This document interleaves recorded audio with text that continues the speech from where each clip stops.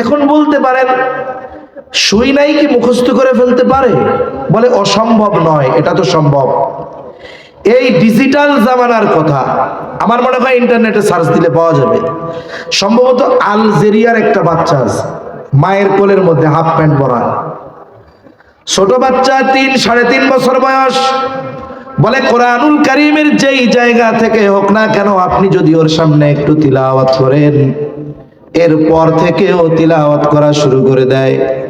বলে বয়স 3 বছর, 3.5 বছর।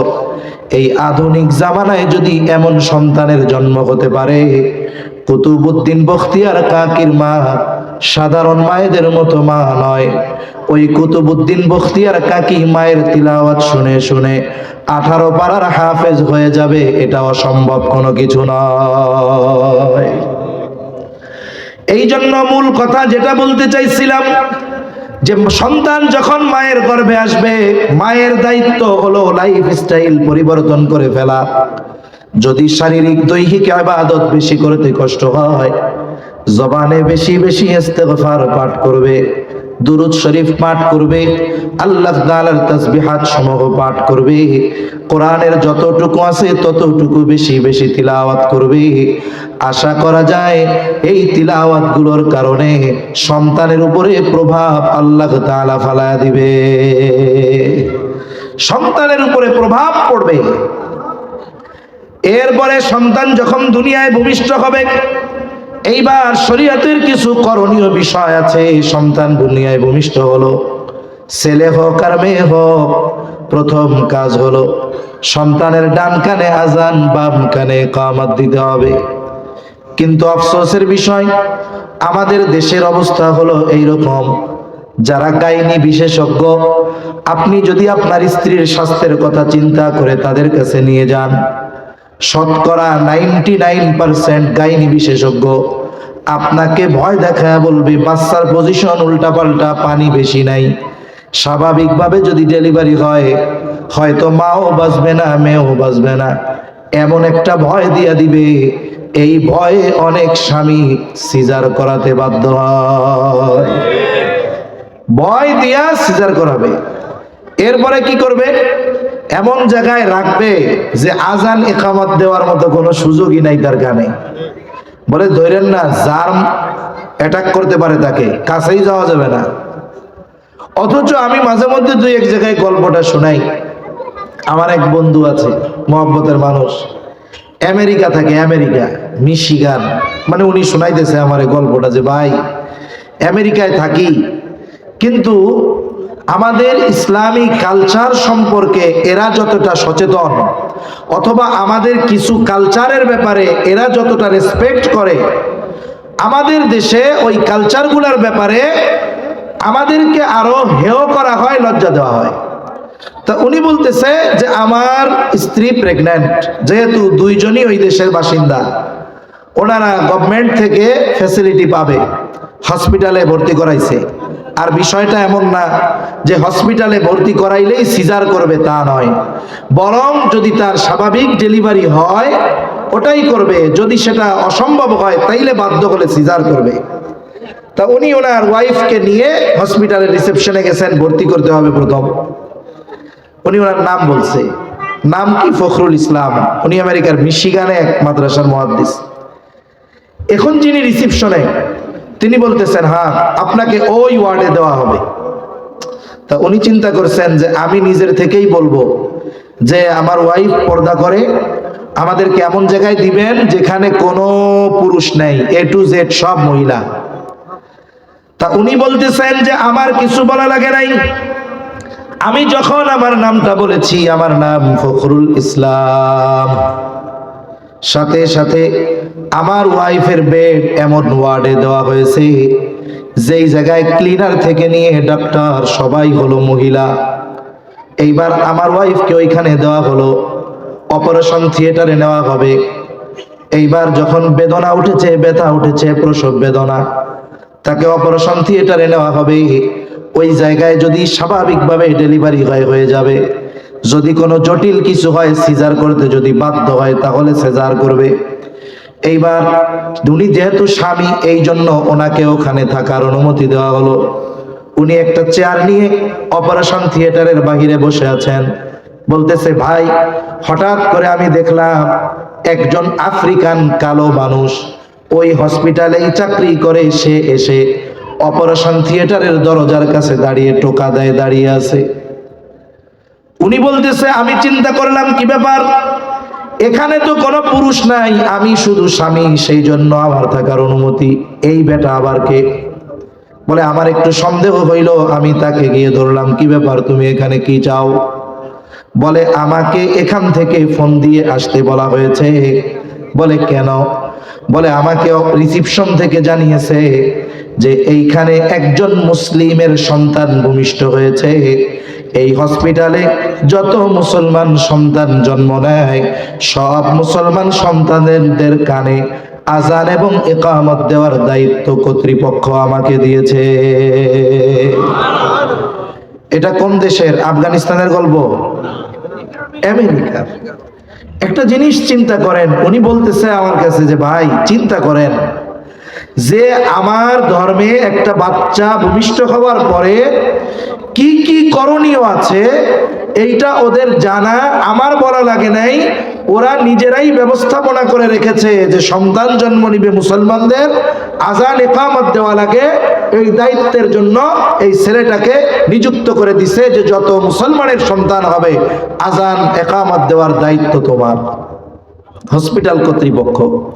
কিন্তু আমাদের দেশে কি হয়, মনে করেন বাচ্চা হইছে নানির বাড়ি অথবা হসপিটালে, রাত 2টা-2:30টার সময় বাচ্চা হইছে, বাচ্চার বাপ আছে মনে করেন সৌদি আরব। এখন যখন ছেলে হইছে সবাই খুশি না? বাচ্চা হইছে, ছেলে হোক আর মেয়ে হোক, খুশির ঠেলায় বাচ্চার নানি ফোন দিছে বাচ্চার বাপ রে রাত 2টার সময়, শুনছনি বাজান কি হইছে? কয় তোমার তো একটা ছেলে হইছে। রাত বাজে কয়টা? 2টা। বাপ তো খুশি। রাত 2টার সময় ফোন দিয়েছে মসজিদের মধ্যে মুয়াজ্জিনের কাছে। কোন তো বাংলাদেশে রাত 2টা-3টার সময় ইমাম মুয়াজ্জিনরে ফোন দাওয়াত খাইতে দেয় না। 2 কারণে দেয়। কয় কারণে? এক কারণ হইল কেউ মরলে দাওয়াত দেয়, ফোন দেয় যে তাড়াতাড়ি ঘরের থেকে বাইর করেন, আমাকে ঘুম হইতেছে না, ঠিক কিনা বলেন? দ্বিতীয় কারণ কি? ধরা পড়ছে বিয়েটা পড়াইতে হইব, হুজুর পড়াই দিয়া যান। বিশেষ করে এই 2 কারণে মধ্যরাতে ইমাম মুয়াজ্জিনরে ফোন দেয়। মুয়াজ্জিনের কাছে যখন ফোন দিছে, মুয়াজ্জিন ফোন ধইরাই বলে, ভাই মরছে কে? তা ধরু মিয়া, কেউ মরে নাই, আমার একটা পোলা হইছে। তা কি করতাম? তাই মাইকে একটু আজান দিয়ে দেন। এখন যদি ও মাইকে আজান দেয় ওর পিটানির অভাব হবে নাকি? অজ্ঞতা কত বেশি। বাচ্চা হলো কোথায়, খবর দেয় কোথায়, আজান দিতে বলে কোথায়। আবার অনেক জায়গায় আমিও দেখছি বাচ্চা হইছে এক জায়গায়, বাহিরে জোরে জোরে আজান দেয় না, বলে ছেলে হোক আর মেয়ে হোক তার ডান কানে আজান বাম কানে ইকামত, আস্তে আস্তে শব্দগুলো তার কর্ণকুহরে পৌঁছিয়ে দিতে হবে। ওইখানে কোনো পুরুষ নাই, মেয়েরাই প্রয়োজনে এই শব্দগুলো তার ডান এবং বাম কানে উচ্চারণ করবে। বলে জন্ম হওয়ার সাথে সাথে ডান কানে আজান আর বাম কানে ইকামত কেন দিবে? বুজুর্গানে দিন কয়েকটা কথা বলেন। এর 1 নাম্বার বিষয়, বলে ও যখন দুনিয়ার জগতে আসার আগে ছিল আলমে বতন, মায়ের পেটের মধ্যে এক জগতে, ওই জগতে এইরকম অবস্থার মধ্যে সে ছিল না। সে নতুন এক জগতে যখন পদার্পণ করলো, এই জগতে আসার পর দুনিয়ার কোনো আওয়াজ তার কানে যাওয়ার আগে আল্লাহ তাআলার বড়ত্বের আওয়াজ তার কানে পৌঁছিয়ে দিতে হবে। দুনিয়ার কোনো আওয়াজ তার কানে যাওয়ার আগেই তার ডান কানে আজান বাম কানে ইকামত দিয়ে দিবা। এর মধ্যে আরেকটা জিনিস খুবই শিক্ষণীয় বিষয় আছে।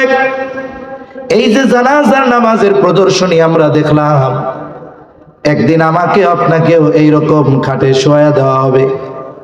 জানাজার নামাজে আজানও নাই ইকামতও নাই। ওইখানে নামাজ ইমাম সাহেব দাঁড়ায়া একবারে তাকবীর বলে শুরু করে দেয়, বলে দেখেন জানাজার নামাজে আজান ইকামত নাই কেন? বলে এটা তো হয়ে গেছে। কোন সময়? বলে দুনিয়ায় যখন ভূমিষ্ঠ হলাম ডান কানে আজান আর বাম কানে ইকামত দেওয়া হয়ে গেছে, বুজুর্গানে দিন বলেন আরো একটা বিষয় এখানে আছে, এটা জীবনের জন্য বড় একটা শিক্ষা। আমরা দুনিয়ার হায়াতটাকে অনেক লম্বা মনে করি, 60-70 বছর হায়াত অনেক লম্বা মনে করি। আপনাদের মসজিদে যখন মাগরিবের সময় হয়, আজান দেওয়া হয়, মনে করেন 5 মিনিট পরে জামাতের জন্য যখন দাঁড়ায়, মুয়াজ্জিন সাহেব যখন ইকামত দেন, ইকামত যখন শেষ হয়ে যায়, বলেন তো ইকামত শেষ হওয়ার কয় মিনিট পরে ইমাম তাকবীরে তাহরিমা দেয়? কয় মিনিট পর? সাথে সাথে দেয়। বলে সর্বসাকুল্য হয়তো 1 সেকেন্ড বিলম্ব হতে পারে। বলে ইকামতের পরে তাকবীরে তাহরিমা, এই দুইটা জিনিসের মধ্যে সময় যতটুকু, বলে দুনিয়ার হায়াতটাকেও ততটুক মনে করো, কারণ তোমার আজানও হয়ে গেছে, ইকামতও হয়ে গেছে, শুধু নামাজটা শুরু হতে বাকি। বলে ইকামত শেষ, তাকবীরে তাহরিমা, এর মধ্যে যতটুকু সময় তুমি দুনিয়ার হায়াতটাকে ওই রকম মনে করো। তুমি মনে করো যে আমার তো আজান ইকামত হয়ে গেছে, নামাজ হইতে বাকি। এই চিন্তা যদি রাখো, দেখা যাবে যে এই দুনিয়ার হায়াত অতি সামান্য মনে হবে। তাহলে সন্তানের অন্যতম করণীয় বিষয় হলো আজান ইকামত, ডান কানে আজান, বাম কানে ইকামত। এরপরে দেখেন আধুনিক কিছু বিষয়ের কারণে অনেক কিছু আমরা জানতে পারি। সন্তান যখন এইবার দুধ পান করবে মায়ের, অনেকে বোঝে না, সন্তান ভূমিষ্ঠ হওয়ার পরে মার স্তনে শাল দুধ আছে, শাল দুধ। বলে এটা একটু দেখতে কালো পুজের মতো দেখা যায়। অনেকে বুঝে না, এই শাল দুধটাকে টিপে ফালায়া দেয়, এরপরে সন্তানরে দুধ পান করায়। কিন্তু বিজ্ঞান বলে এই শাল দুধ সন্তানের জন্য খুব উপকারী। বলে আপনি টিকা দেন বাচ্চারে কেন? বলে বিভিন্ন রকমের রোগ থেকে যেন বাঁচতে পারে। বলে এই পৃথিবীতে টিকা আবিষ্কার হয়েছে কয় বছর? ধরেন 100, 150, 200 বছর, কিন্তু এর আগে তো কোনো টিকা ছিল না। আধুনিক বিজ্ঞান ওই কথা স্বীকার করে, বলে বাচ্চার মায়ের শাল দুধ এই বাচ্চার জন্য টিকার মতো। এটা তার জন্য অ্যান্টিবায়োটিক হিসাবে কাজ করে। এখন বাচ্চাকে দুধ পান করাবে, যদি এইখানে ওই মা আরেকটু সতর্ক থাকতে পারে যে বাচ্চাকে অজু সহ সব সময় দুধ পান করাবে, বাচ্চাকে অজু করে দুধ পান করাবে, করানোর সময় সব সময় বিসমিল্লাহ বলে দুধ পান করাবে। আমি লম্বা কথাগুলো বলতেছি, এই কথাগুলো কেন? অনেক বই আছে, এই পৃথিবীর অনেক বড় বড় মনীষীদের মায়েদের জীবনী। এই মায়েরা অনেকে বলছে যে আমি আমার এই সন্তানকে জীবনে কোনোদিন অজুবিহীন দুধ পান করাই নাই। আর এক রত্নগর্ভা মা বলছে আমি আমার সন্তানকে কোনোদিন বিসমিল্লাহ ছাড়া তাকে দুধ পান করানো শুরু করাই নাই। তার মানে ওনার দিল বলতেছে যে আমি আমার সন্তানের ব্যাপারে এই ধরনের আচরণ করার কারণেই আমার সন্তান জগৎ বিখ্যাত বুজুর্গ আলেম বড় বড় ব্যক্তিত্ব তারা হতে পেরেছে। এটা মায়েদের একটা ইচ্ছা, এই জন্য ওনারা আলাদাভাবে বলছে যে আমি বিসমিল্লাহ ছাড়া কোনো সময় দুধ পান করাই নাই, অজুবিহীন দুধ পান করাই নাই। এজন্য এটা যদি সম্ভব হয় আমার মা বোনদের দ্বারা, তারাও এই জিনিসটা চেষ্টা করবে। আর একটা জিনিস কি, কয়েকদিন আগে একটা রিপোর্ট দেখলাম, একজন লিখতেছে যে একটা বাচ্চা যখন দুধ পান করে মায়ের, তখন সে মায়ের দিকে 100% মনোযোগ দেয়। দেখবেন বাচ্চা যখন দুধ পান করে মার চেহারার দিকে তাকায় আর মিট মিট করে হাসে। কিন্তু তখন যদি মা, বাচ্চা দুধ পান করতেছে আর সে তখন মোবাইল টিপতেছে, তাহলে কি হলো? বাচ্চার সাথে মায়ের আই কন্ট্যাক্ট হলো না। এই সময় বাচ্চা তার মায়ের দিকে 100% মনোযোগ দেয়। এই জন্য দুধ পান করানোর সময় মায়ের উচিত সন্তানের চোখে চোখ রাখা, এবং ওই সময় মা সন্তানকে যা বলবে, যা পড়ে শোনাবে, সন্তানের ওই বিষয়টা দ্রুততার সাথে আয়ত্তে নিয়ে নিতে পারবে। এজন্য দুধ পান করানোর সময় এই বিষয়গুলো খেয়াল রাখা দরকার। এরপরে সন্তান সব দিন যখন বয়স হবে, বলে সন্তানের মাথার চুলগুলো মুন্ডায়া দিবে, চুলের ওজন পরিমাণ স্বর্ণ অথবা রৌপ্য অথবা উভয়টার যে কোনো একটার সমপরিমাণ মূল্য সাদকা করে দিবে। সপ্তম দিন আর একটা কাজ, সন্তানের জন্য আকিকা করবে। আকিকা ছেলে যদি হয় 2টা ছাগল দিয়ে, মেয়ে যদি হয় 1টা ছাগল দিয়ে। কোন দিন করবে? বলে সপ্তম দিন, না পারলে 14তম দিন, না পারলে 21তম দিন। এখন একজনের ছেলে হয়েছে, 2টা দিয়া আকিকা দেওয়ার মতো সামর্থ্য তার নাই, এই জন্য বিলম্ব করার কোনো সুযোগ নাই, 1টা দিয়েই যথা সময়ে আকিকা দিয়ে দিবে। কিন্তু আফসোস, আমাদের সমাজের অনেক মানুষ দেখা যায় সামর্থ্য থাকার পরেও ইচ্ছা করে আকিকা দেওয়ার ক্ষেত্রে বিলম্ব করে, বলে ঠিক আছে আগামী কোরবানির সাথে দিয়া দিব। কোরবানির সাথে আকিকা দেওয়া জায়েজ, যারা আবার বলে না জায়েজ, দেওয়া যাবে না, এরা অতিরঞ্জিত করে। কোরবানির সাথে আকিকা দেওয়া জায়েজ, কিন্তু আপনার যদি সুন্নাহ অনুযায়ী আমল করার সুযোগ থাকে, এটা বাদ দিয়ে আপনি জায়েজের দিকে কেন যাবেন? আপনি সুন্নাহ অনুযায়ী আমলটা করে ফেলেন। আবার কতজন মাঝে মধ্যে মাসালা জিজ্ঞাসা করে ফোন দিয়া, কয় হুজুর একটা মাসালা জানতে হবে, হুজুর কি হয়েছে, কোন কি হয়েছে? কয় হুজুর আকিকা দিতে চাই, কোরবানির সাথে আকিকা দিলে হবে? আমি বললাম যে দিলে তো হবে, কিন্তু সময় মতো দিয়ে দেওয়া ভালো। কয় হুজুর দুঃখের কথা আর কইেন না, আমার আকিকা আমি দিমু, এখন আমার নাতি বুদা হয়ে গেছে, আমার ওই নাতির আকিকা দিতে যাব, মা বাইচা আছে, এখন মা ও কয় তোরটাও সাথে দিয়ে দিস, তার মানে ওনার আকিকাও দেওয়া হয় নাই। এরকমও কত মা বাবা ইচ্ছাকৃতভাবে বিলম্ব করে, এটা উচিত নয়। আকিকার সাথে সন্তানের অনেক কিছু ঝুলন্ত থাকে, এজন্য যথাসময়ে সন্তানের আকিকা দিয়ে দিব।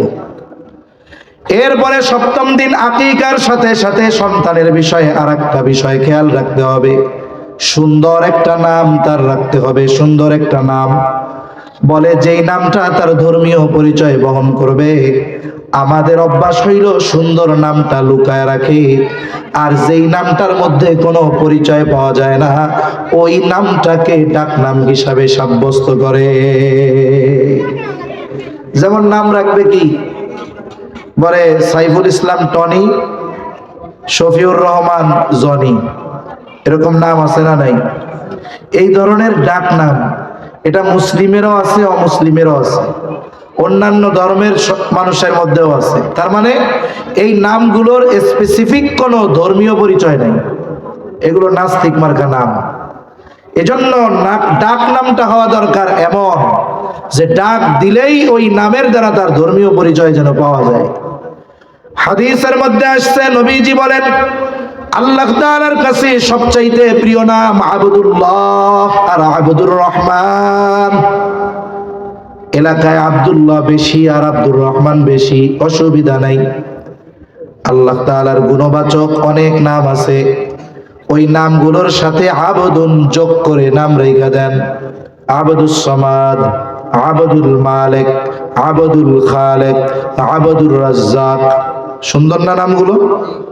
এখন অনেকে রাখছে, বাপ রাখছে আব্দুর রহমান বা আব্দুর রাজ্জাক, আব্দুস সামাদ, আব্দুল মালিক, আব্দুল হালিম, কত সুন্দর সুন্দর নাম। এখন ডাকার ক্ষেত্রে কয়দিন পরে প্রথমে আব্দুন বাদ দেয়, ওরে সরাসরি ডাকে ও রাজ্জাক, ও মালিক। যাক, তাও তো একটা সহনীয় পর্যায়ে আছে। কিন্তু কিছু কিছু এলাকায় আছে এই নামটারেও তেড়া বেঁকা করে ডাকবে, কি বলবে, ও মালিককে, ও খালেককে, আছে না নাই এরকম? মনে রাখবেন, কারণ নামকে এইভাবে ব্যঙ্গাত্মক করে ডাকার অনুমতি ইসলাম দেয় নাই। এজন্য প্রত্যেকের নাম সুন্দর রাখতে হবে এবং তাকে সুন্দর নামে ওইভাবেই ডাকতে হবে। এরপরে সন্তান যখন একটু বড় হবে, বুজুর্গানে দিন বলেন, যখন তার জবান ফোটা শুরু হবে, 8 মাস 9 মাস বয়স, সন্তান এখন জবান দিয়ে কথা বলে। আরে ওই সময়টা তো মা ওই সন্তানকে বারবার বলে, বলো মা মা মা, আব্বু আইসা বলে, বলো আব্বু আব্বু আব্বু। বুজুর্গানে দিন বলেন, বাচ্চার জবান দিয়ে প্রথম আল্লাহ শব্দটা উচ্চারণের চেষ্টা করতে হবে। আপনি বাচ্চার সামনে বারবার বলেন আল্লাহ আল্লাহ, তাহলে দেখবেন ওই বাচ্চাটার জবানে প্রথম বলি ফুটে উঠবে আল্লাহ। আমাদেরকে যখন ছোট বাচ্চা 1 বছর বয়স বা তার কম, সে যখন অনিচ্ছায় তার মুখ দিয়ে আব্বু বের হয়ে যায়, আম্মু বের হয়ে যায়, যখন আব্বু শুনে মানুষের কাছে আনন্দের সাথে বলে আমার বাচ্চাটা আমারে আব্বু ডাকছে, কত খুশি হয়।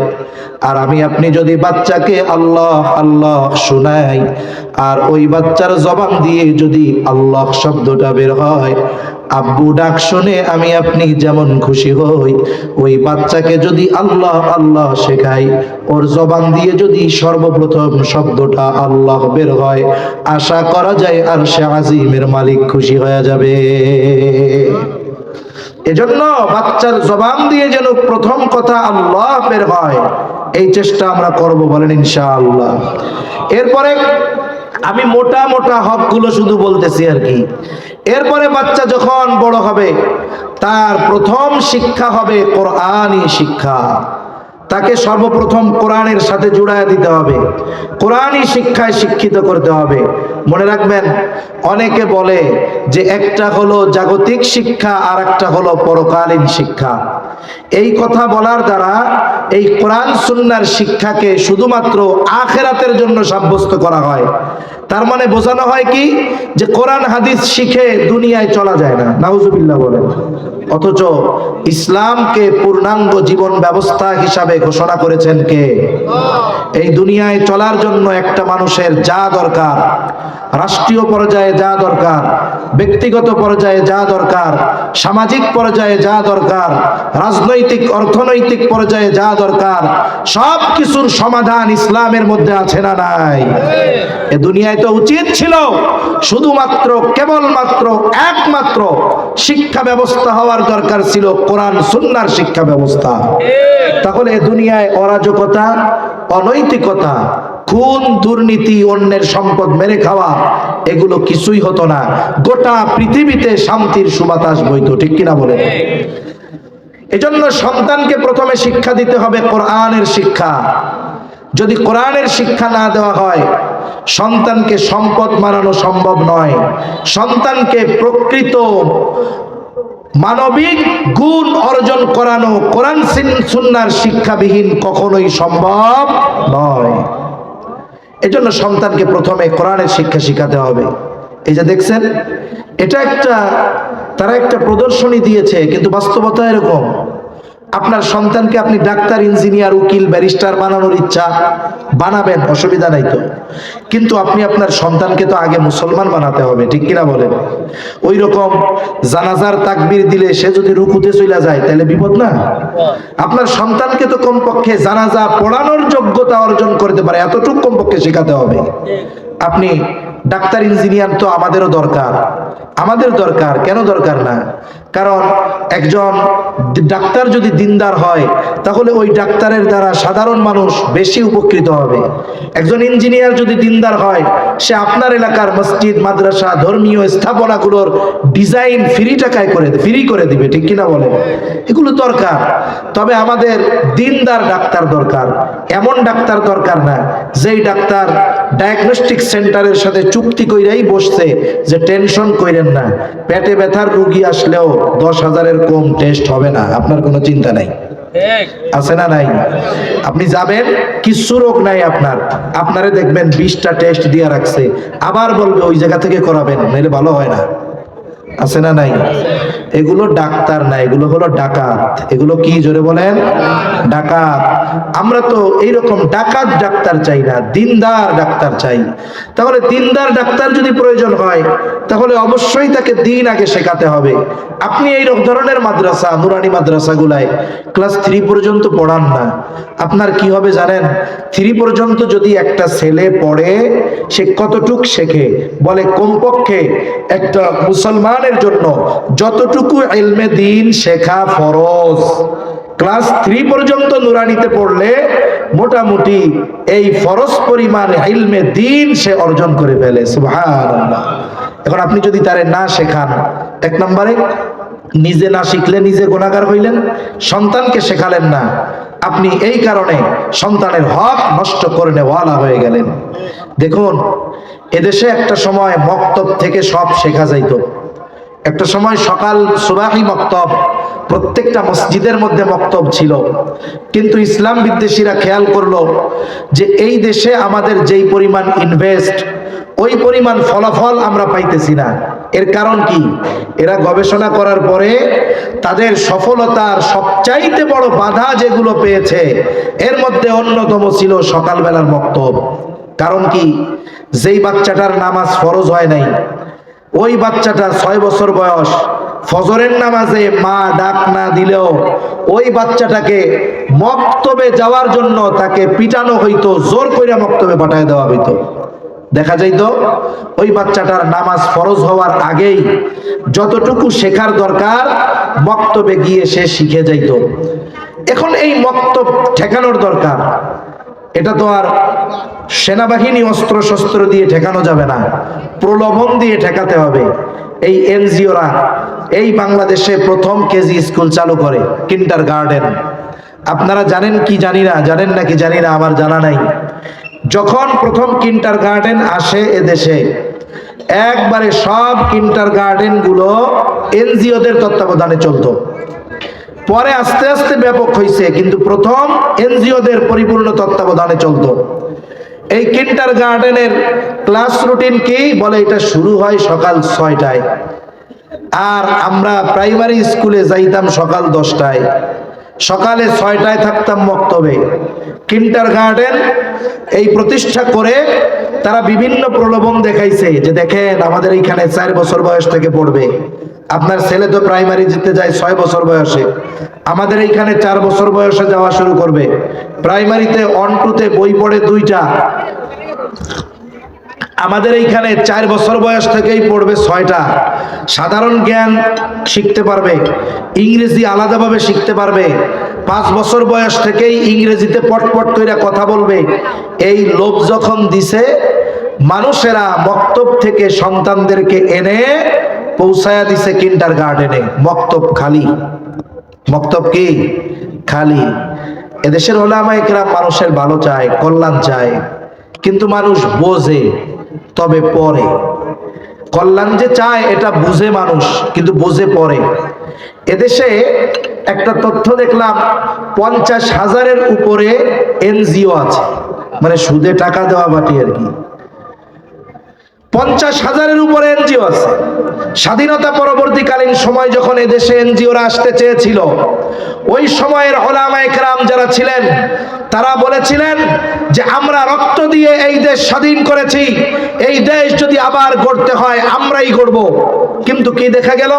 তারা এসে প্রলোভন দিছে যে আপনাদের চিকিৎসা দরকার, খাদ্য দরকার, বাসস্থান দরকার, এগুলোর ব্যবস্থা আমরা করে দিব। উলামায়ে কেরাম তাদের দুর্বিসন্ধি ধরতে পেরেছিলেন, নিষেধ করেছিলেন, বাধা দিয়েছিলেন। ওই সময়ের মানুষ উলামায়ে কেরামের বিরুদ্ধে গিয়া বলে হুজুররা আমাকে ভালো চায় না। এরপরে কি হইল? আজকে পত্রিকায়ও খবর আসে মাঝে মধ্যে যে এনজিও গুলো মানুষের কল্যাণ করা তো বহুদূর, উপকার করা তো বহুদূর, উপকারের নামে সুদের উপরে টাকা দিয়ে যখন ওই প্রত্যন্ত অঞ্চলের ওই দরিদ্র মহিলা সুদের কিস্তি দিতে পারে না, তখন তার পরনের কাপড় খুলে পর্যন্ত নিয়ে যাওয়া হয়।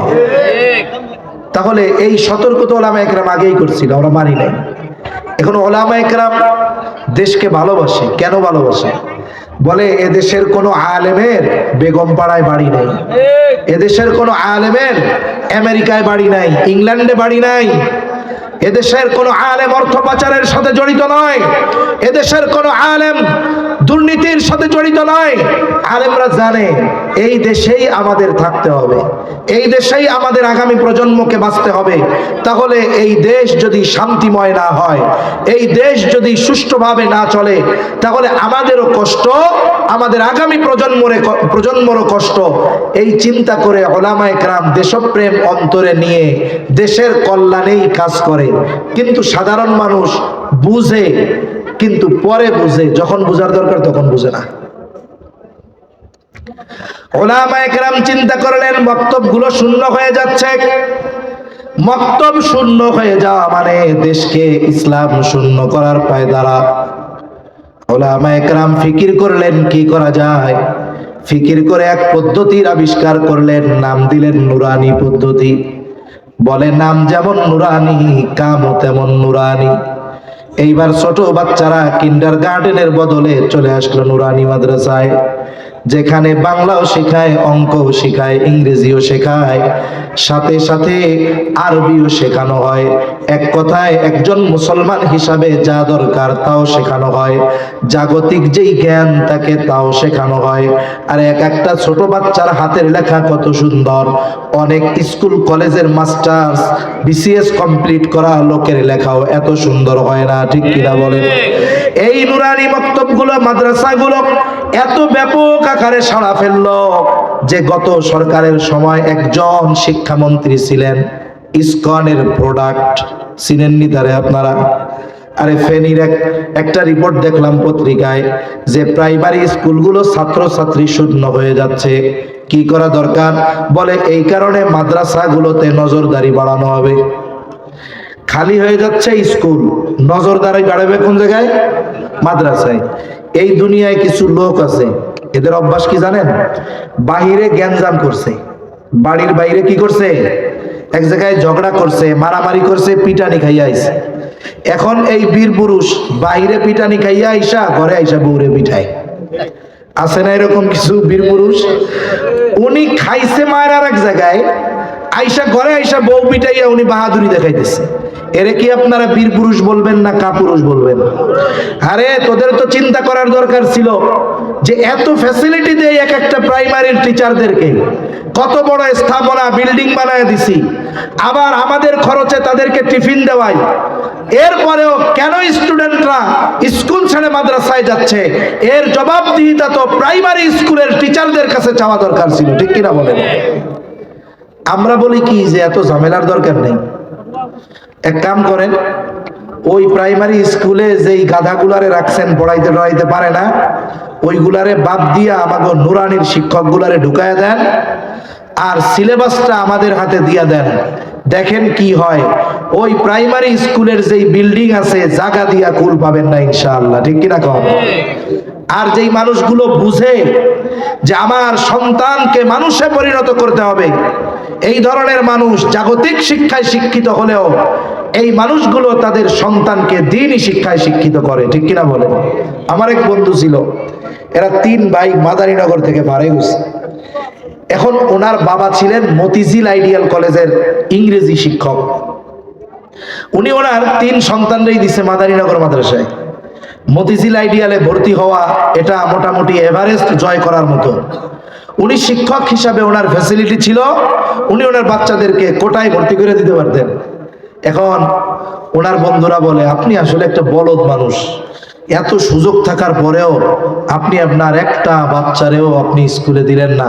মতিঝিল আইডিয়ালে যদি পড়াইতেন, দেশের শীর্ষস্থানীয় একটা স্কুল, আপনার সুযোগ থাকার পরেও আপনি দিলেন না, 3টারই মৌলবি বানাইলেন।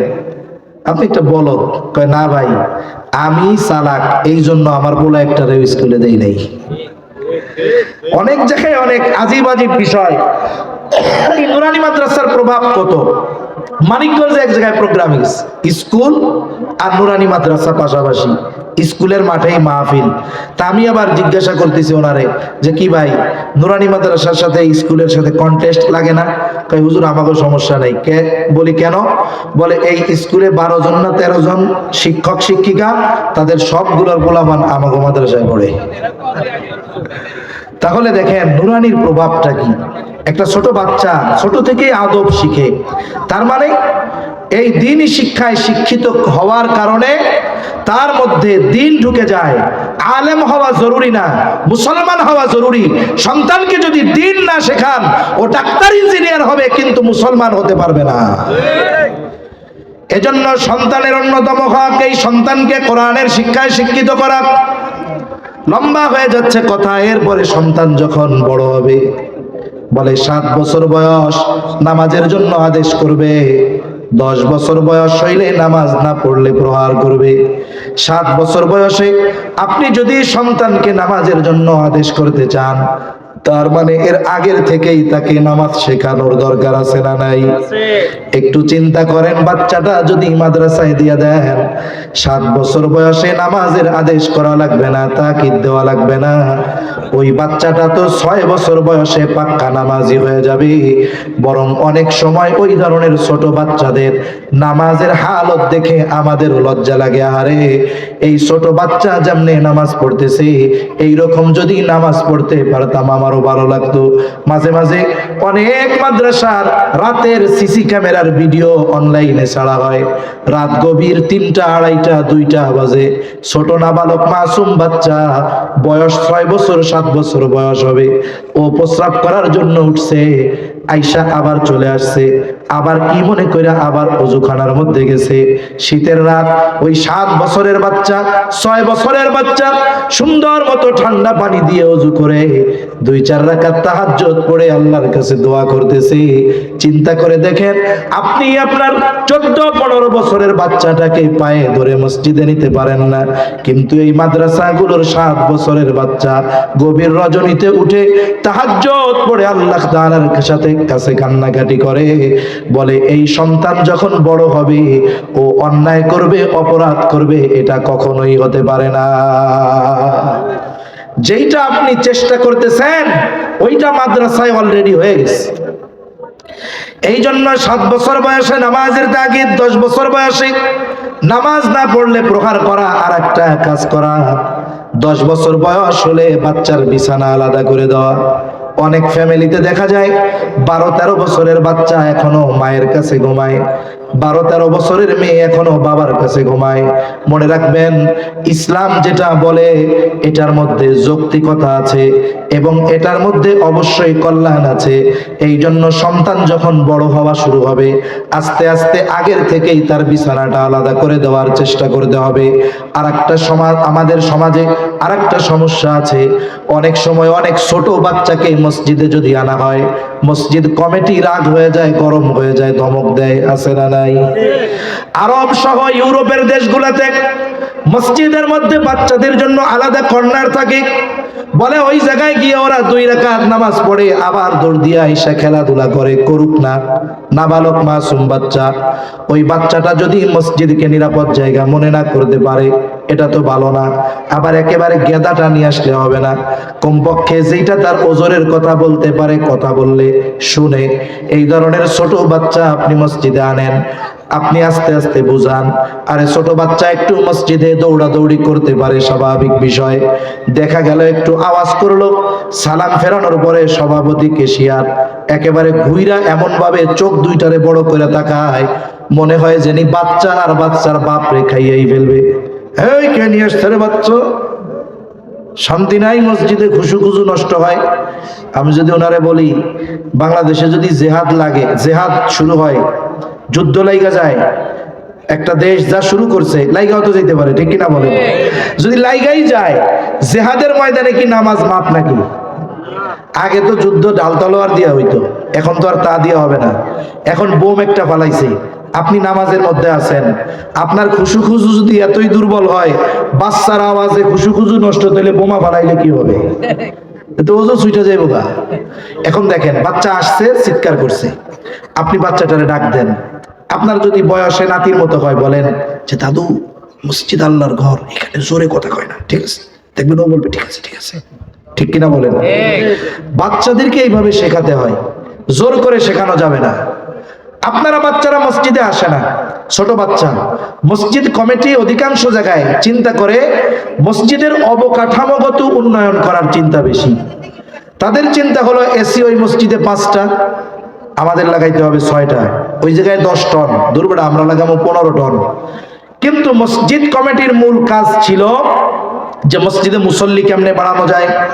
আমার ইমাম যিনি আছেন, তার যেন পারিপার্শ্বিক কোনো চিন্তা না থাকে, এই জন্য তাকে একটা যথাযথ যতটুকু প্রয়োজন ততটুকু পরিমাণ স্যালারি বা সম্মানী দেওয়া। কিন্তু আমাদের দেশে এই কাজগুলোর ব্যাপারে মসজিদ কমিটি খুব কার্পণ্যতা করে, গর্বের সাথে বলে এত লাখ দিয়া কোটি দিয়া মার্বেল লাগাইছি। মসজিদের ইমাম সাহেবের ওজিফা কত? কয় 12,000। আবার ওই যে ছোট বাচ্চারাই তো বলছে যে হ্যাঁ হুজুর, আপনাকে টাকায় বরকত আছে। কথা সত্য, মতলব খারাপ। কথা সত্য, মতলবটা খারাপ। আপনি তো গর্ব করবেন যে ওই মসজিদে 15 টন আমরা লাগাইছি 20 টন। আপনি যা বলবেন, এই মিয়া তোমার মসজিদের ইমামরে ওজিফা দেও কত? ও যদি কয় 30,000, আপনি আজকে এসে কবেন দূর বেড়া আমার মসজিদের ইমামরে দিব 40,000। হওয়ার দরকার ছিল এটা হয় না। জিজ্ঞাসা করবেন, ভাই তোমার মসজিদে ফজরের নামাজে কয় কাতার হয়? ওর মসজিদে 6 কাতার হয়, আপনার মসজিদে 4 কাতার হবে না। আমার মুসল্লি কমপক্ষে 10 কাতার বানাতে হবে। কি করা যায় হুজুর, বুদ্ধি দেন। এগুলো আমরা করব না, আমরা শুধু অবকাঠামোগত উন্নয়ন চাই। এজন্য মসজিদগুলো পাকা হচ্ছে, মুসল্লি পাকা হইতেছে না। ঠিক কিনা বলেন? সম্মানিত উপস্থিতি, বাচ্চারা মসজিদে আসে না। আপনারা বাচ্চাদেরকে বলেন যে মসজিদে আসলে তোমাদের চকলেট দেওয়া হবে, মসজিদ কমিটি ব্যবস্থা করেন। আজকে হয়তো বাচ্চা মসজিদে চকলেটের লোভে আসবে, কিন্তু সময়ের সাথে সাথে যখন তার চিন্তা পরিবর্তন হবে, ওই বাচ্চা তখন আর চকলেট পাওয়ার জন্য আসবে না। ওই বাচ্চাটা বড় হওয়ার পর আল্লাহকে পাওয়ার জন্য তখন মসজিদে আসবে। এজন্য মসজিদ কমিটির পক্ষ থেকে এই ধরনের ব্যবস্থা থাকা দরকার। এরপরে বাচ্চা বড় হইল, বড় হওয়ার পরে বিবাহ উপযুক্ত হইছে, কথা শেষ, আর লম্বা করব না, আমিও অসুস্থ, কষ্ট হইতেছে। বাচ্চা যখন প্রাপ্তবয়স্ক হলো, বালেগা হয়ে গেল, ছেলে মেয়ে, বলেন তো উভয়কে বিবাহ দেওয়ার দায়িত্ব কার? পিতার বা অভিভাবকের। আল্লাহ তাআলা বলেন, ওয়ানকিহুল আয়ামা মিনকুম ওয়াস-সালিহিনা মিন ইবাদিকুম ওয়া ইমাইকুম ইয়াকুনু ফুকারা ইউগনিহিমুল্লাহ। আল্লাহ তাআলা অভিভাবকদেরকে বিবাহ দিয়ে দিতে বলেছেন। তার অধীনস্থ যারা বিবাহ উপযুক্ত আছে, গোলাম বান্দি যা হয় হোক, সন্তান সন্ততি যারা বিবাহ উপযুক্ত, বিবাহ দিয়ে দেওয়ার নির্দেশ আল্লাহ তাআলা দিয়েছেন। সাথে সাথে আল্লাহ তাআলা বলেন, ইয়াকুনু ফুকারা ইউগনিহিমুল্লাহ, বলে বিবাহ দিয়া দাও, যদি তারা দরিদ্র হয় ধনী বানায় দিবে কে? বিবাহ দিলে তো খাওয়ার লোক বাড়ে, ধনী হয় কেমনে? বুজুর্গানে দিন বলেন, বিবাহ তো একটা ইবাদত। বিবাহ কি? ইবাদত। যেই বিবাহ গুনাহমুক্ত হবে, এ টু জেড, শুরু থেকে নিয়ে শেষ পর্যন্ত একেবারে গুনাহমুক্ত হবে, সুন্নাত তরিকায় হবে, বলে আল্লাহ তাআলা ওই বিবাহের মধ্যে পরিপূর্ণ বরকত দান করবে। কিন্তু আমাদের দেশের বিবাহগুলো শুরু হয় গুনাহ দিয়া। কয় ছেলে মেয়ে দেখার আগে দুলাভাই গিয়া মাইয়া দেখতে যায় আগে। ছেলেও কি কয়, কত বড় বলদের বলদ, কয় দুলাভাইয়ের পছন্দ হইলে আমারও পছন্দ। বেটা ঘর করবি তুই, দুলাভাইয়ের পছন্দ দিয়া কি হইব? বিবাহের আগে ওই মেয়েকে ছেলের বাপও দেখতে পারবে না, ছেলের বাবাও দেখতে পারবে না যে আমার পুত্রবধূ হবে, আগের থেকে দেখি না। না, যতদিন না পর্যন্ত বিবাহ সম্পাদিত হবে ওই ছেলে আর মেয়ের ভিতরে, ততদিন পর্যন্ত ছেলের বাবা ওই মেয়েকে দেখতে পারবে না। এখন যা শুরু করি আমরা গোনা দিয়া, ওই কাম করার পরে ধনী বড় লোক হইব, এটা তো হইতে পারে না। ঠিক কিনা বলেন? এজন্য যেই গুনাহের মধ্যে, যে বিবাহের মধ্যে কোনো গুনাহ নাই, ওই বিবাহের মধ্যে বরকত আছে। অনেকে মনে করে বিবাহে খরচ কম হইলে বরকত কম, কিন্তু নবীজি বলেন, ইন্না আ'যামান নিকাহি বারাকা আইসারুহা মাউনা, যেই বিবাহে খরচ যত কম, ওই বিবাহে বরকত তত বেশি। সুবহানাল্লাহ। এখন ছেলে হোক আর মেয়ে হোক, বিবাহ দেওয়ার দায়িত্ব অভিভাবকের। ঠিক কিনা বলেন? কিন্তু বাস্তবতা কি? মেয়ের বিবাহের দায়িত্ব বাপ নেয়, কিন্তু ছেলেরটা নেয় না। মেয়ের বিবাহের দায়িত্ব বাবা নেয়, কিন্তু ছেলের বিবাহ দেয় না। ছেলের বিয়ে করা লাগে। বিবাহ যদি করতে চায়, বিবাহ উপযুক্ত ছেলে, বলে আগে কামাই করো। এখন চাকরি বাকরি ধরছে, কাব্বা এখন বিয়া দিয়া দেন। কয় আগে কামাই করে 5 বছর আমাদের খাওয়াও, এরপরে বিয়া করো। এরকম বলে কি বলে না? অথচ বিবাহ দেওয়ার দায়িত্ব তো অভিভাবকের ছিল। হাদিসের মধ্যে আসছে, আপনার সন্তান বিবাহ উপযুক্ত হয়ে গেছে, বালেগা হয়ে গেছে, আপনি বিবাহ দেন না। এই যে যৌবনের তাড়নায় সে যদি কোনো গুনাহ করে, বলে সে গুনাহ করলো যা, ওই গুনার পরিপূর্ণ, ছেলে তো গুনাহ করছে, আর বাপ গুনাহ না করেও ওই গুনার সমপরিমাণ, ওই অন্যায়ের সমপরিমাণ পাপ তার আমলনামায় যোগ হয়ে যাবে। একটু চিন্তা করে দেখেন, একটা মেয়ে যখন হয়, অনেক বাপ কি করে, 5টা মেহগনি গাছ লাগায়, 10টা মেহগনি গাছ লাগায়, এরপরে ডিপোজিট করে টাকা জমায়, এরপরে 18 বছর বয়স মেয়েরে বিবাহ দিতে গেছে, ওই 5টা 10টা মেহগনি গাছ বিক্রি করছে 10 লাখ, টাকা জমাইছিল 10 লাখ। এবার মেয়েরে বলে, আম্মু তুমি যখন দুনিয়ায় আসছো তোমার জন্য আমি এই 10টা মেহগনি গাছ লাগাইছিলাম, এই টাকা জমাইছিলাম তোমার বিবাহ দেওয়ার নিয়তে, এই 20 লাখ টাকা নাও, এটা তোমার জন্য সব। কেন?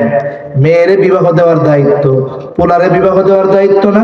তাইলে পোলা যখন হইছে তখন 10টা মেহগনি গাছ লাগাইতেন, পোলার নামে বিয়া দেওয়ার জন্য 500 করে জমাইতেন, যখন বিবাহের বয়স হইছে 20 লাখ টাকা হাতে দিয়া কইতেন, আব্বু বিবাহ তোমার উপযুক্ত হয়ে গেছো, তোমাকে বিবাহ দেওয়ার দায়িত্ব আমার, কারণ তুমি বিবাহ উপযুক্ত, যদি বিবাহ না দেই, তুমি যদি কোনো পাপ করো, তুমি তো পাপ কইরা মজা নিয়া পাপী হইলা, আর আমি অটোমেটিক পাপী হয়ে যাব, এটার দরকার নাই।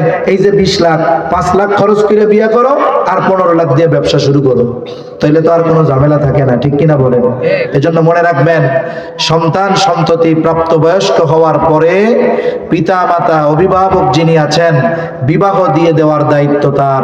মেয়েকে মালদার না, দিনদার একটা ছেলে দেখে বিবাহ দিতে হবে, কারণ হাদিসের মধ্যে আসছে যে কোন দিনদার ছেলের প্রস্তাব আসলো, তোমরা সেটাকে ডিনাই করলা, ফিরিয়ে দিলা, এভাবে যদি করো তাহলে বিশৃঙ্খলা সমাজের মধ্যে ছড়ায় পড়বে। এজন্য মেয়ে বিবাহ দেওয়ার ক্ষেত্রে ছেলের দিনদারিত্বকে প্রায়োরিটি দিতে হবে, আবার ছেলে বিবাহ দেওয়ার ক্ষেত্রে মেয়ের দিনদারিত্বকে প্রায়োরিটি দিতে হবে। এখন সম্মানিত উপস্থিতি, সংক্ষিপ্ত সারে কয়েকটা কথা আপনাদের সাথে বললাম। আমরা যদি আমাদের সন্তানদের ব্যাপারে এই ধরনের কেয়ার নিতে পারি, এই কাজগুলো করতে পারি, আমার দিল বলে এই সন্তানটা যদি অনেক টাকার মালিকও না হয়, এই সন্তানটা যদি রিক্সাওয়ালা হয়, এই সন্তানটা যদি অটোওয়ালা হয়, আপনি তাকে দিন শিখিয়েছেন, এই কারণে ওর কষ্ট হবে, কিন্তু ও মা বাবাকে বৃদ্ধাশ্রমে পাঠাবে না, ঠিক কিনা বলেন? ও মা বাবাকে বোঝা মনে করবে না, মা বাবাকে নেয়ামত মনে করবে। আর এই দিন শেখানোর কারণে ওই ধরনের মানুষগুলার মতো হুজুরের কাছে সেও আপনার বলা লাগবে না, হুজুর পিতামাতার হকের ব্যাপারে একটু আলোচনা করেন, কারণ আপনি যেহেতু আপনার সন্তানের জীবনের প্রারম্ভে এই ইনভেস্ট গুলো করেছেন, আল্লাহ তাআলা এই সন্তানের মাধ্যমে বার্ধক্যকালে আপনি ওর কাছে যা পাওনা ছিলেন জোর করা লাগবে না, এমনিতেই ও আপনার হকগুলো আদায় করবে, ঠিক কিনা বলেন? এজন্য সন্তানদেরকে দিন শেখানো দরকার। সাথে সাথে এই দিন শেখার যে ফ্যাক্টরি মাদ্রাসাগুলো, এগুলোর ব্যাপারেও আমাদের খেয়াল রাখার দরকার আছে না নাই? একেবারে আলোচনা শেষ, দোয়ার পূর্ব মুহূর্তে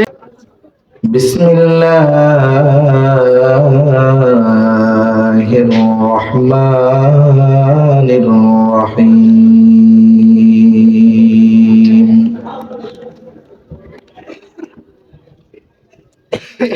المال والبنون زينة الحياة الدنيا صدق الله العلي العظيم. اللهم صل على محمد وعلى آل محمد كما صليت على إبراهيم وعلى آل إبراهيم إنك حميد مجيد. اللهم بارك على محمد وعلى آل محمد كما باركت على إبراهيم وعلى آل إبراهيم إنك حميد مجيد. الحمد لله. ঐতিহ্যবাহী গাজীপুর মহানগরের 15 নং ওয়ার্ড বগুড়া জুম্মাপাড়া জামিয়াতুস সুন্নাহ হিফজুল কোরআন মাদ্রাসা ও জামিয়াতুস সুন্নাহ মহিলা মাদ্রাসা এর উদ্যোগে হাফেজ ছাত্রদের পাগড়ি প্রদান উপলক্ষে 14তম ওয়াজ ও দোয়া মাহফিল। আজকের এই ওয়াজ ও দোয়া মাহফিলের সম্মানিত শ্রদ্ধেয় সভাপতি, প্রধান অতিথি, বিশেষ অতিথি বৃন্দ সহ সম্মানিত শ্রদ্ধেয় উলামায়ে কেরাম, সামনে উপস্থিত মুরব্বিয়ানে কেরাম, সমবয়সী যুবক বন্ধু, স্নেহের ছোট ভাই, মাইকের আওয়াজ যত দূরে যায়, পর্দার অন্তরালে অবস্থানরতা সম্মানিতা শ্রদ্ধা মা ও বোন, আল্লাহ রাব্বুল আলামিনের দরবারে অগণিত শুকর যে মহান মালিক হায়াতে বরকত দিয়ে সুস্থ রেখে এতক্ষণ পর্যন্ত উলামা হযরতদের জবান থেকে গুরুত্বপূর্ণ কথা সাথে সাথে বাস্তবতার আলোকে অত্র প্রতিষ্ঠানের শিক্ষার্থীদের দ্বারা সুন্দর একটি প্রদর্শনী অনুষ্ঠান সহ কিছু মেহমানের আলোচনা আপনারা শ্রবণ করলেন। যে মহান মনিব আমাদেরকে হাজারো মানুষের মধ্য থেকে যাচাই বাছাই করে এমন এক মোবারক মজলিসে আসার বসার, দ্বীনি কথা বলবার, শ্রবণ করবার তৌফিক দিলেন, সে মহান মনিবকে খুশি করার জন্য মুহাব্বতের সাথে জবান খুলে অন্তর থেকে আমরা একবার কালিমাতুশ শুকর পাঠ করি, আলহামদুলিল্লাহ। অগণিত দুরুদ ও সালাম সৈয়দুল আম্বিয়া, আশরাফুল আম্বিয়া, খাতামুল আম্বিয়া, ইমামুল মুরসালিন, রহমাতুল লিল আলামিন মুহাম্মাদুর রাসূলুল্লাহ সাল্লাল্লাহু আলাইহি ওয়াসাল্লামের উপর। রাত যেহেতু অনেক, আমি আপনাদেরকে বেশি সময় কষ্ট দিব না। মূলত অন্য আর একটা বিষয় আলোচনা করার ইচ্ছা ছিল, কিন্তু এই ছোট ছোট বাচ্চাদের খুব সুন্দর এই প্রদর্শনী দেখে আমার মনে চাইল যে আসলে প্রত্যেকটা অভিভাবকেরই এটা কামনা বাসনা হওয়া দরকার যে সে যেন বার্ধক্যে তার সন্তানদের কাছে বোঝা না হয়ে যায়। আসলে বাস্তবতা হলো আল্লাহ তাআলা আমাদেরকে সন্তান দিয়েছেন, এই সন্তান আমাদের জন্য আল্লাহ তাআলার পক্ষ থেকে অন্যতম দামি এক নেয়ামত। সাথে সাথে এই সন্তান আমাদের কাছে আমানত। কিন্তু আফসোসের বিষয় হলো এই আমানত, এই নেয়ামতের যথাযথ কদর আমরা করতে পারি না। কেন পারি না? কারণ কিছু মানুষের চিন্তাধারা হলো এরকম, জীবনের একটা জীবন চক্র আছে। তারা মনে করে জীবনটা হলো এরকম যে আমি এখন যুবক আছি, শক্তি সামর্থ্য আছে, বিবাহ শাদী করলাম, আল্লাহ তাআলা আমাকে সন্তান দিবে, আমি এই সন্তানকে সম্পদ উপার্জনের উপযুক্ত করে তুলব। সন্তানকে সম্পদ উপার্জন করার জন্য যা লেখাপড়া করানো দরকার এগুলো করাবো, এখন পরিশ্রম করে এগুলো করাবো। আমি যখন বার্ধক্যে উপনীত হব তখন আমার সন্তান ইনকাম করবে, আয় করবে, আর আমি বুড়াকালে বসে বসে খাবো। তার মানে এক হিসাবে সন্তানকে আমরা অনেকে চিন্তা করি যে একটা এটিএম বুথ বানাবো আর কি। টাকা দরকার, অ্যাকাউন্টে টাকা আছে, কার্ড পাঞ্চ হবে, পিনকোড দিব আর টাকা বের হয়ে আসবে। আসলে সন্তানকে এটিএম বুথ না বানিয়ে, টাকা উপার্জনের মেশিন না বানিয়ে আমরা যদি বাস্তবিক অর্থে দুনিয়া আখিরাতের সম্পদে পরিণত করতাম, তাহলে আমাদের দেশে সময়ের সাথে সাথে বৃদ্ধাশ্রম বাড়তো না। ঠিক কিনা বলেন? এদেশে সন্তানের দ্বারা মাতা পিতা, বৃদ্ধ মা বাবা নির্যাতনের শিকার হয়, এর সংখ্যা বৃদ্ধাশ্রমে যারা আসে এটা অতি সামান্য একটা সংখ্যা। কিন্তু এর চাইতে আরো অনেক বেশি মানুষ, অনেক বেশি বৃদ্ধ বৃদ্ধা বার্ধক্যজনিত কারণে তাদের সন্তানদের কাছে বোঝায় পরিণত হয়েছে। কতজন সন্তান তার মা বাবাকে গোয়াল ঘরে ফেলে রাখতেছে, কতজন রান্না করে ফেলে রাখতেছে। আবার দেখা যাবে পিতামাতা যে সন্তানের দ্বারা এই নিগ্রহের শিকার হচ্ছে, এই পিতামাতা যে গরিব ছিল, একেবারে অসহায় ছিল তা নয়, বরং আমরা তো এই বিষয়গুলোই বেশি দেখি যে পিতা অনেক সম্পদের মালিক, তিনিও তার সন্তানকে সম্পদ উপার্জনের সবকিছু শিখিয়েছেন। জীবনের পড়ন্ত বেলায় এসে ওই পিতা এখন তার সন্তানের কাছে সবচাইতে বড় বোঝা। এরকম ঘটনা অহরহ আমাদের সমাজে আছে না নাই? আছে। অনেক জায়গায় এই অভিজ্ঞতার শিকার আমি হয়েছি। অনেক জায়গায় গিয়েছি প্রোগ্রামে, একজন মুরব্বী আসছেন, বসে আছেন পাশে, খুব আবেগ দরদ নিয়ে বলতেছে যে আপনি আমার ছেলের বয়সী হবেন, আপনার কাছে আমি একটা অনুরোধ করার জন্য আসছি। অনুরোধটা কি? উনি বলতেছে যে আমাকে আপনি যে অবস্থায় দেখতেছেন, আসলে আমি এরকম মানুষ না।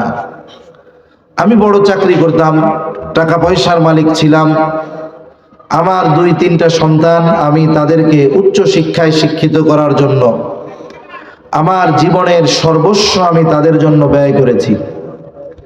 এখন আমার এই সন্তানগুলো সব সেটেল, কেউ ইউরোপে, কেউ আমেরিকায় সেটেল, ঢাকায়ও তাদের অনেক সম্পদ আছে, টাকা পয়সা, গাড়ি বাড়ি সব আছে।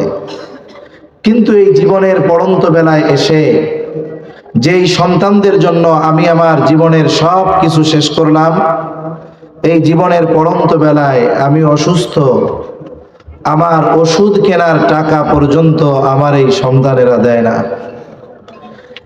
হুজুর একটু ওয়াজ করেন যাতে সন্তানগুলো তার মা বাবার হক আদায় করে, পিতামাতার হকের ব্যাপারে একটু ওয়াজ করেন। লোকটা তো মোটামুটি ডিটেলস আমাকে ওনার অবস্থা বলছে, কয়েক জায়গায় এরকম বলছে আমাকে।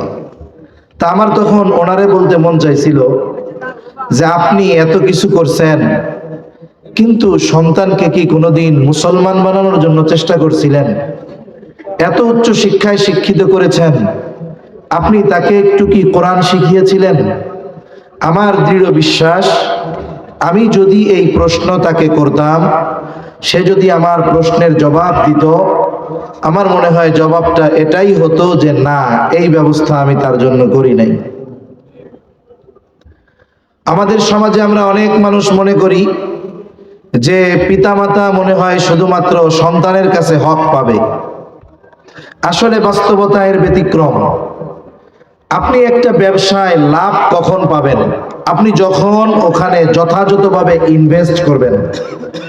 ইনভেস্টের সাথে সাথে এই বিজনেসের যথাযথ তদারকি আপনাকে করতে হবে। ইনভেস্ট করলেন, তদারকিও যথাযথভাবে যখন করবেন, সময়ের সাথে সাথে এক সময় আপনার ওই ইনভেস্ট থেকে আপনার প্রফিট আসবে, লাভ আসবে। জীবনটাও এক ধরনের বিজনেস বলতে পারেন। আপনি আপনার সন্তানের জন্য যা করবেন, একটা সময় সন্তানের থেকে ওটাই আপনার জন্য আসবে। আর আমরা মনে করি যে পিতামাতা শুধুমাত্র সন্তানের কাছে হক প্রাপ্য। না না, বাস্তবতা হলো সন্তানও তো পিতামাতার কাছে হক পায়। সন্তান তার কাছে মা বাবা হক পাবে কখন? একটা 6 বছরের বাচ্চা, 8 বছরের বাচ্চা, আপনি যদি ওই বাচ্চাটাকে বলেন যে আগামীকাল থেকে আমি তোমার বাপ, আগামীকাল থেকে তুমি রিক্সা চালায়া আমাকে উপার্জন করে খাওয়াবা, 8 বছরের এই নাবালক বাচ্চাকে আপনি যদি হকের কথা বলে রিক্সা নিয়ে রাস্তায় নামিয়ে দেন, বলে এতে তার কাছ থেকে হক আদায় করা হবে না, বরং তার উপরে জুলুম করা হবে। ঠিক কিনা বলেন? তাহলে কথা হলো, পিতামাতা সন্তানের কাছে, ছেলের কাছে হক প্রাপ্য হয় তখন, বলে সন্তান বালেগ হয় যখন। একটা সন্তান প্রাপ্তবয়স্ক হওয়ার আগে, বালেগ হওয়ার আগে আপনি তার উপরে কোনো কিছু চাপিয়ে দিতে পারবেন না। তার মানে তার কাছ থেকে হক পাওয়ার জন্য আপনার দীর্ঘ একটা সময় অপেক্ষা করা লাগবে।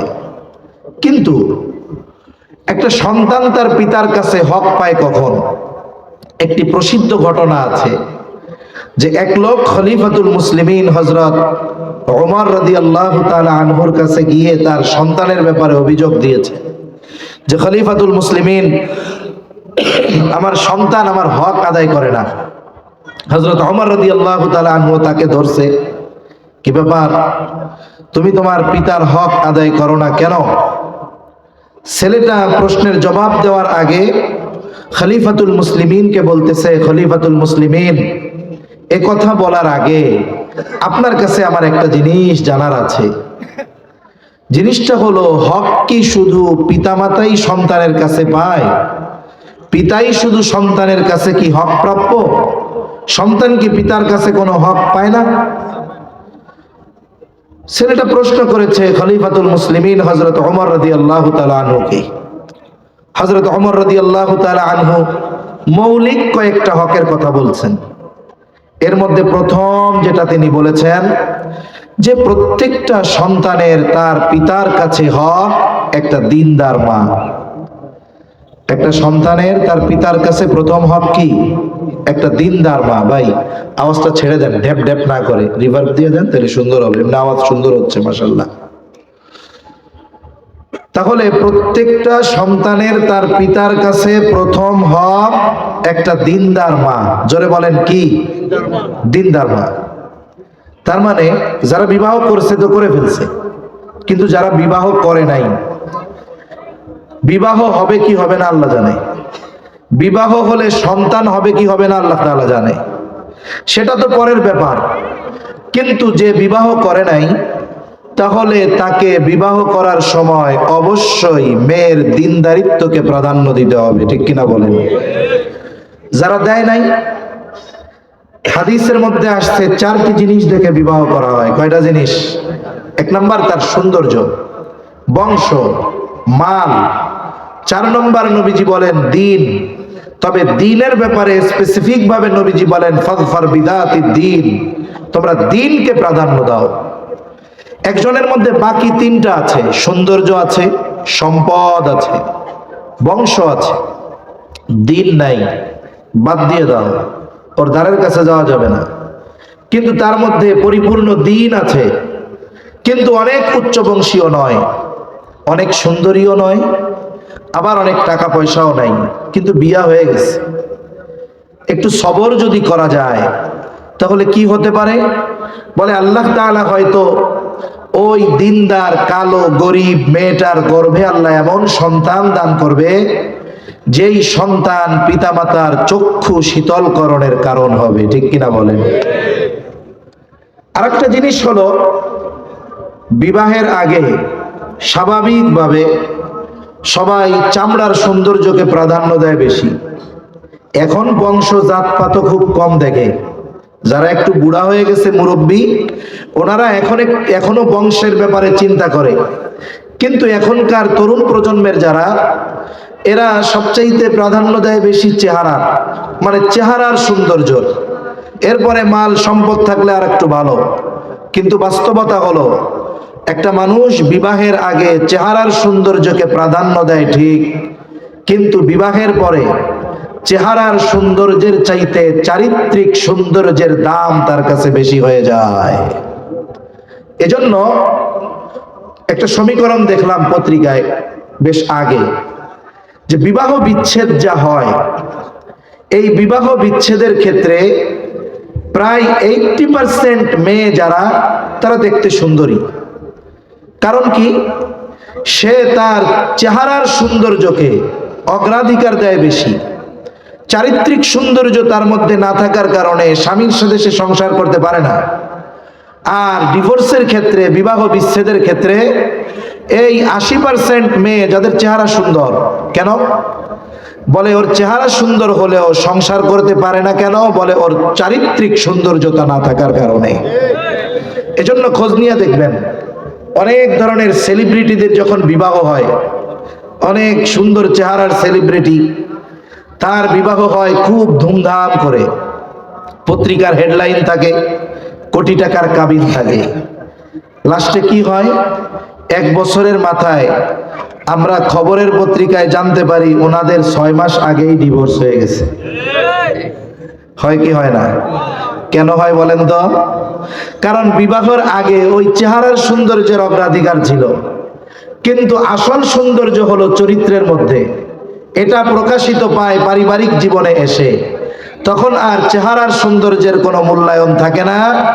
চারিত্রিক অসৌন্দর্যতাকে সামনে রেখে ওই সুন্দর চেহারার নারীকেও তখন আর ঘরে রাখে না, বিবাহ বিচ্ছেদ হয়ে যায়। এজন্য বিবাহের ক্ষেত্রে দিনদারিত্বকে প্রাধান্য দেওয়া দরকার। এরপরে যদি বাকি 3টা থাকে তাহলে ভালোর উপরে ভালো, কিন্তু দিন যদি না থাকে, বাকি 3টা যদি থাকে, তাহলে পারিবারিক জীবনে পস্তাতে হবে আশা করা যায়, সাথে সাথে সন্তানের প্রথম হক নষ্ট করা হবে। এখন বিবাহ হলো, আল্লাহ তাআলা মায়ের গর্ভে সন্তান দিলেন। যখন একটা মহিলার গর্ভে সন্তান আসে, এই সন্তান আসার পরে মহিলার জন্য কিছু করণীয় বিষয় আছে। কারণ আধুনিক সায়েন্স বলতেছে, চিকিৎসা বিজ্ঞান বলতেছে যে একটা সন্তান মায়ের পেটে যখন থাকে, মায়ের চিন্তা, মায়ের কথা, সব কিছুর প্রভাব ওই পেটের বাচ্চার মধ্যে পড়ে। সুবহানাল্লাহ। দেখেন, যখন আমরা মায়ের রেহেমে পৌঁছাইছিলাম, আমরা কি ছিলাম? আরে কতটুকু পানি ছিলাম ওটা তো দেখাও দুরস্কর ছিল। ওই এক ফোঁটা একটু পানি মায়ের রেহেমে পৌঁছিয়ে গেল। আল্লাহ তাআলা প্রসেসিং এর মাধ্যমে 120 দিনের প্রসেসের পরে, লম্বা কথা আমি সংক্ষেপে বলতেছি, 120 দিনের প্রসেসের পরে আল্লাহ তাআলা একটা মাংসের টুকরা আমাদেরকে বানিয়েছেন। মায়ের পেটের ভিতরে 120 দিনের মাথায় আমরা ছিলাম একটা মাংসের টুকরা। এই মাংসের টুকরাটা ছিল মরা। কি ছিল? জোরে বলেন। মরা। মরা। 120 দিন পর আল্লাহ তাআলা ওই মায়ের গর্ভে একজন ফেরেশতাকে আল্লাহ তাআলা পাঠিয়ে দেন। ফেরেশতা কি করে? এই যে মাংসের টুকরা, ওইটার মধ্যে আল্লাহ তাআলার নির্দেশে রূহ ফুঁকে দেয়। কি ফুঁকে দেয়? রূহ। এখন মরা মাংসের টুকরাটা প্রাণ ফিরে পায়, জান পায়, জান। এখন কি হলো? এই মরা মাংসের টুকরাটা প্রাণ পাওয়ার পরে মা অনুভব করতে পারে যে আমার পেটের বাচ্চাটা নড়াচড়া করতেছে। অথচ ওই সময় পর্যন্ত মায়ের পেটের ভিতরে তার হাত হয় নাই, পা হয় নাই, চোখ হয় নাই, কান হয় নাই, কিছুই হয় নাই, শুধু একটা মরা মাংসের টুকরা হয়েছে। সর্বপ্রথম মানুষের হার্ট তৈরি হয়। কি তৈরি হয়? আর একটা মানুষের হার্ট যতক্ষণ সচল থাকে ততক্ষণ তাকে জীবিত বলে সাব্যস্ত করা হয়। একটা লোক দুর্ঘটনায় পড়েছে, গোটা দেহ তার নিথর, কিন্তু ডাক্তার পরীক্ষা করে দেখলেন এখনো তার হার্টবিট আছে। ডাক্তার হার্টবিট যতক্ষণ থাকবে ততক্ষণ তাকে মৃত বলে সাব্যস্ত করবেন না। গোটা দেহ সুস্থ থাক, হার্টবিট বন্ধ হয়ে গেল তো এটা মরা। যখন একটা বাচ্চার হার্ট তৈরি হয় মায়ের পেটের ভিতরে, হার্ট, হৃদয়, ওই সময় থেকে নিয়ে মায়ের হার্টের সাথে, হৃদয়ের সাথে তার একটা কানেক্ট হয়ে যায়, সম্পর্ক হয়ে যায়। তার মানে মার চিন্তা ভাবনা, অনুভূতি, এগুলোর সব প্রভাব গর্ভের ওই বাচ্চার উপরে পড়তে থাকে। সুবহানাল্লাহ। তাহলে চিন্তা করেন, আমলের কথা পরে রাখলাম, মায়ের গর্ভে সন্তান আসার পরে ওই মায়ের চিন্তাধারার মধ্যেও পরিবর্তন আনতে হবে। তার চিন্তাধারা যদি নেগেটিভ থাকে তাহলে এই নেগেটিভ চিন্তাধারার প্রভাব তার বাচ্চার মধ্যে পড়বে। যদি তার চিন্তাধারা পজিটিভ থাকে, ভালো থাকে, তাহলে এই চিন্তার প্রভাব তার বাচ্চার মধ্যে পড়বে। এরপরে আল্লাহ তাআলা আস্তে আস্তে আমাদের এই গঠন আল্লাহ তাআলা মায়ের পেটের ভিতরেই তৈরি করেন। হাত হলো, পা হলো, কান হলো, এখন সে শ্রবণ শক্তি পেল। চিকিৎসা বিজ্ঞান বলে মায়ের পেটের ভিতরে বাচ্চা সব কথা শুনতে পায়। মা যা বলে তাও শুনে, মা যা শোনে তাও শোনে। বাহিরের কেউ যদি কথা বলে এটাও ওই বাচ্চা মায়ের পেটে শুনতে পায়। সুবহানাল্লাহ বলেন। দুনিয়া আসার আগে আল্লাহ তাআলা তাকে শ্রবণ করার ক্ষমতা দিয়ে দেন। এই বিষয়গুলো নিয়ে গবেষণা করে আমেরিকার একজন ডাক্তার, উনি প্রেগন্যান্ট মহিলাদের নিয়ে সেমিনার করছেন। উনি বলতেছেন যে শোনেন, আপনারা যদি চান আপনার সন্তান ভালো গায়ক হবে, তার কণ্ঠস্বর ভালো হবে, তাহলে আপনারা গান শুনবেন, নিজেরা গান গাইবেন। এক কথায় আপনি আপনার সন্তানকে যেমন চান আপনি তেমনটা করবেন। এখন বলেন তো, কেউ যদি গান শুনলে তার সন্তান ভালো গায়ক হয়, সুর ভালো হয়, তাহলে ওই মা যদি সন্তানকে পেটে নিয়ে কোরআন পড়ে, ওই সন্তান কি কোরআনওয়ালা, কোরআনের মহব্বতওয়ালা হবে কি হবে না? যদি সন্তানকে পেটে নিয়ে দুরূদ শরীফ বেশি বেশি পড়ে, আশা করা যায় ওই সন্তান নবী প্রেমিক হবে কি হবে না? আমরা অনেক ওয়াইজদের মুখে ঘটনা শুনতাম কুতুবউদ্দিন বখতিয়ার কাকি রহমাতুল্লাহ আলাইহির ব্যাপারে। বলে ওনার যখন 6 বছর বয়স, 6 বছর বয়সে ওনার মা ওনাকে নিয়ে গেছে এক মক্তবে ওস্তাদের কাছে আলিফ বা তা সা শেখানোর জন্য। ওস্তাদ ছাত্রকে পড়াবেন, উনি শুরু করছেন আউযু বিল্লাহি মিনাশ শাইতানির রাজীম বিসমিল্লাহির রহমানির রহিম। কুতুবউদ্দিন বখতিয়ার কাকি রহমাতুল্লাহি আলাইহি পড়েন আউযু বিল্লাহি মিনাশ শাইতানির রাজীম বিসমিল্লাহির রহমানির রহিম। ছোট বাচ্চা এরপরে তিলাওয়াত শুরু করে দিয়েছে সূরা ফাতিহা, সূরা বাকারা, সূরা আলে ইমরান, সূরা নিসা, মায়েদা, এভাবে একাধারে পড়তে পড়তে 18 পারায় গিয়ে পড়া শেষ করেছে। ওস্তাদ মাকে উদ্দেশ্য করে বলে আপনি আপনার সন্তানকে এনেছেন আলিফ বা তা সা শেখানোর জন্য, আপনার ছেলে দেখি 18 পারা আমাকে শোনায় দিল, আপনি কি হাফেজা?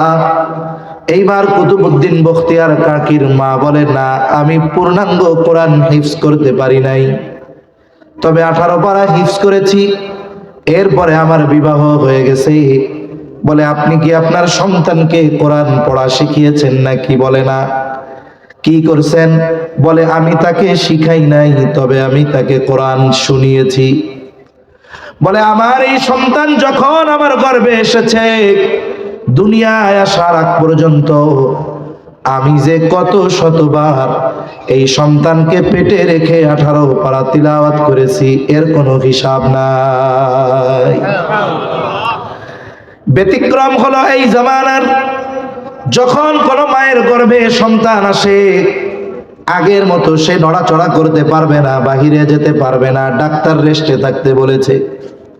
এইবার কি করে? স্বামীর কাছে বলে, স্বামী আমি তো 8-9 মাস জেলখানায় থাকবো, গৃহবন্দির মতো, একাকী সময় কাটানো আমার জন্য বড় কঠিন। এক কাজ করেন, এখন আমার একটা আপনি টাচ ফোন কিনা দেন।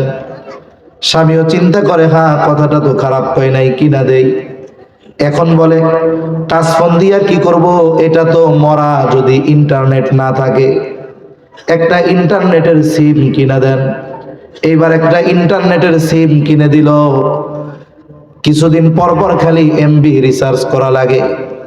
এইবার স্বামীকে বলে, স্বামী অনেক টাকাই তো খরচ হয়, মাঝে মধ্যে এমবির জন্য আপনারে রাত্রে ফোন দেওয়া লাগে, সব বাদ দিয়া আমাকে হাই স্পিড ওয়াইফাই লাইন লাগায় দেন, মাসে মাসে বিল দিব, আনলিমিটেড ইন্টারনেট চালাবো। দেখা যাবে আনলিমিটেড ইন্টারনেট পেয়ে ওই মহিলা এইবার গান শুনে, নাটক দেখে, সিনেমা দেখে, আর এই দেখার চিন্তার পূর্ণ প্রভাব তার গর্ভের বাচ্চার উপরে গিয়ে পড়ে। কুতুবউদ্দিন বখতিয়ার কাকির মা বলে আমি আমার সন্তান পেটে নিয়ে কতবার যে এই 18 পারা তিলাওয়াত করেছি, তার কোনো হিসাব নাই। এই জন্য কি হয়? বলে মোবাইল দেখে যেই মা ওর সন্তান যখন দুনিয়ায় আসছে কান্নাকাটি করে, ওইটা 2 দিন বয়সের হোক আর 3 দিন বয়সের হোক, ওর সামনে নিয়ে মোবাইলটা চালায়া দিবেন, কান্না করার সময় চ্যালেঞ্জ দিলাম কান্না থেমে যাবে। কেন? বলে ওকে তো পেটের মধ্য থেকেই মোবাইল মিস্টার বানায় নিয়ে আসছেন, এই জন্য এর প্রভাব তার অন্তরের মধ্যে, কানের মধ্যে গেছে আওয়াজ, এর প্রভাবটা তার মধ্যে পড়েছে। এরপরে কুতুবউদ্দিন বখতিয়ার কাকির মা বলেন আমার সন্তান যখন দুনিয়ায় ভূমিষ্ঠ হলো, এরপর থেকে পবিত্রতা অর্জন করার পর আমি আমার সন্তানকে যে কত হাজার বার এই 18 পারা তিলাওয়াত করে শুনিয়েছি, এর কোনো হিসাব না।